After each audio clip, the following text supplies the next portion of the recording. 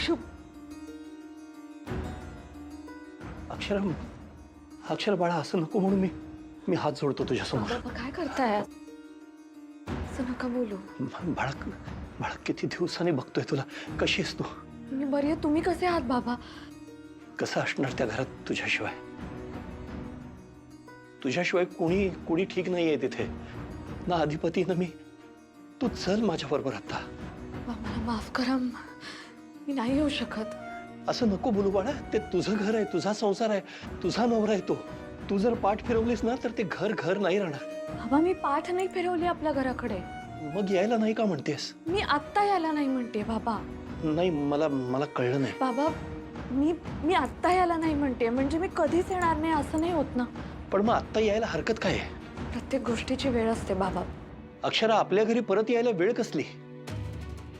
मला मान्य आहे बाळा, ज्या परिस्थितीत तू घरातून बाहेर पडलीस ते योग्यच होतं तुझं. म्हणूनच आत्ता तुम्ही मला बोलवायला आलात ना, मी नाही येऊ शकत बाबा घरी परत.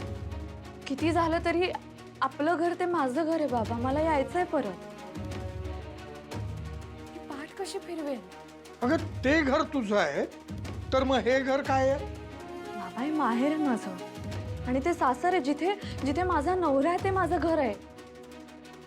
हे घर भूतकाळ आहे माझा. ते घर म्हणजे माझं भविष्य आहे बाबा. मग मला यायचंय त्या घरात परत.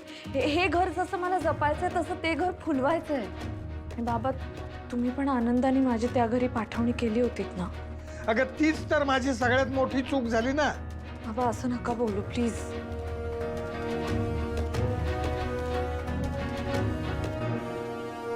अक्षरा, त्यांचं चुकीचं नाहीये काही. त्यांच्या जागी मी असतो तर माझ्या मुलीला मी या अशा घरात नसतं पाठवलं परत. त्या भुवनेश्वरीनं वाट लावली आहे माझ्या घराची, माझ्या घरातल्या प्रत्येक नात्याची.